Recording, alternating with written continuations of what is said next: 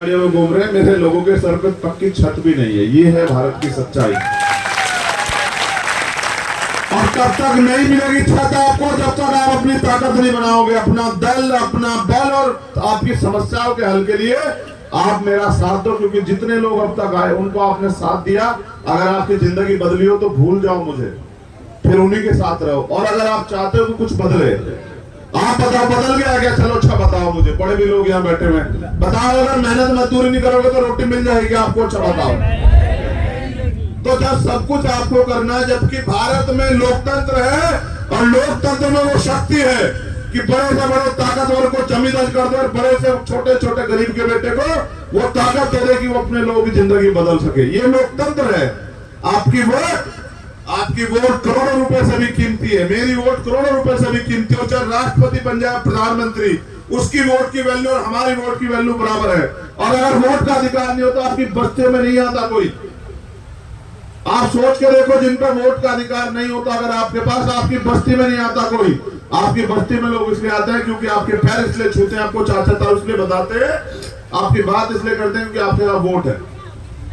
अगर इस देश में राजतंत्र होता तो कोई नहीं आता हमारी बस्तियों में, कोई नहीं पूछता हमारे हाल क्या है। और आज लोकतंत्र है, उसके बाद भी जो आपकी वोट देता 5 साल नहीं पूछता आप कहाँ हो। जब चुनाव आता फिर आता हाथ जोड़ के, पैर पकड़ता है, कोई पैर धोता है, कोई मिठाई लाता है, कोई शराब लाता है। अरे भाई, इस वोट के अधिकार के लिए बाबा साहब ने कुर्बानियां दी, उनसे पहले अन्य महापुरुष ने कुर्बानियां दी।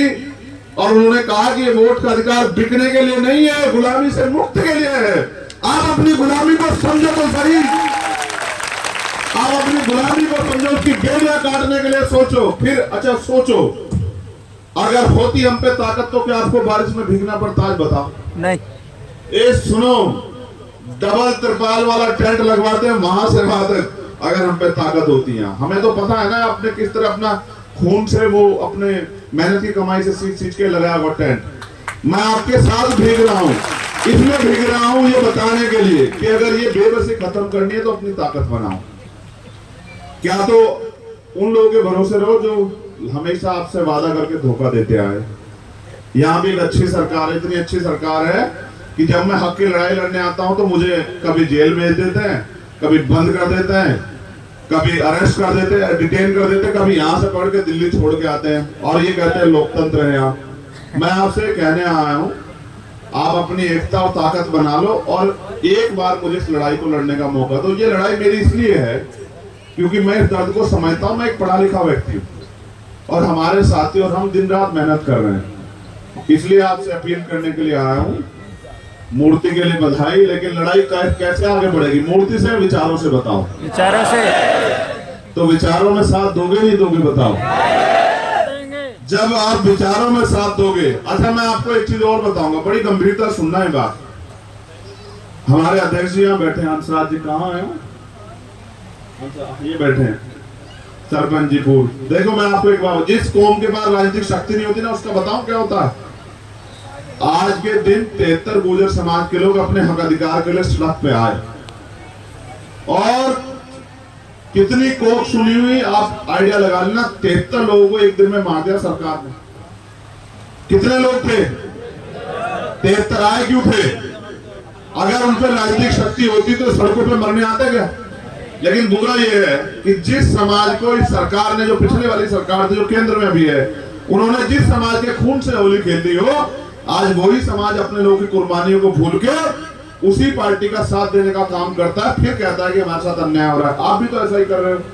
जो आपके खून से होली खेल रहा है, जो आपके अधिकार निगलने का काम कर रहा है, जो आपके अधिकार छीनने का काम कर रहा है, जिनकी सरकारों में हमारी बहन बेटों की इज्जतें नीलाम हो रही है, जिनकी सरकारों में भूखे मर रहे हैं, उन्हीं को आप लोग ताकत दे रहे हो।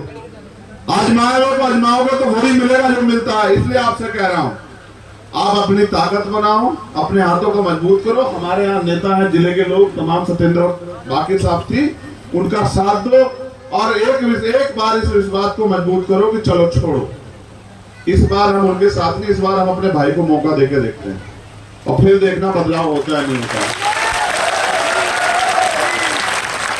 मैं आपको फ्री वाला नहीं, मैं आपको ताकत वाला जीवन दूंगा, स्वाभिमान सम्मान वाला।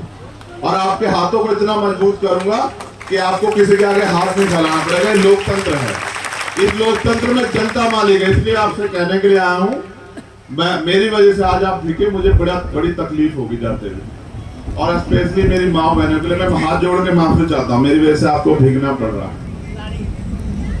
मेरा बस चले तो मैं अपने शरीर की छतरी बना के आपको भीगने ना दूं, मैं सच बता रहा हूं। लेकिन मैं सोचो मैं सिर्फ माला पहन के चला जाऊं या माला चढ़ा के चला जाऊं तो भी काम नहीं चलेगा, मुझे तैयार तो आप लोग करना पड़ेगा ना। अगर मैं आपको नहीं समझाऊंगा तो कौन समझाएगा बताओ। तो मैं आपको समझाने के लिए आया हूं। इसी तरह से हमारे महापुरुष गांव गांव घूम के लोगों को तैयार कर रहे थे, फिर जब समाज तैयार हुआ तो ताकत बनी। तो इसलिए आपसे कह रहा हूं, ये जो बहनें बैठी बताओ रोजगार चाहती हो नहीं चाहती हो बताओ। जो पढ़ लिख रही है बहनें पहले बताओ, उनसे पूछेंगे रोजगार चाहती हो नहीं चाहती हो बताओ। जो माए हमारी बहनें शिक्षित घर में बैठी हो, घर में रोजगार चाहती हो नहीं चाहती हो बताओ। नहीं तेज आवाज बताओ, ऐसे कुछ नहीं मिलने वाला। बताओ चाहती हो नहीं चाहती हो बताओ। अपने बच्चों के लिए अच्छी पढ़ाई चाहती हो नहीं चाहती हो बताओ। जो आपके बच्चे पढ़ लिख के घर पे घूम रहे हैं उनके लिए रोजगार चाहती हो नहीं चाहती हो बताओ। तो फिर वो मांगने से नहीं मिलेगा, उसके लिए अपनी शक्ति बनानी पड़ेगी आप, ठीक है। तो शक्ति बनाओ, ठीक है। बहुत बहुत धन्यवाद। जय भीम, जय भारत, जय मंडल, जय जोहार, जय संविधान, और आप सबके लिए मंगल कामनाएं। फिर किसी दिन आपसे जल्दी मुलाकात होगी। आज क्योंकि मौसम खराब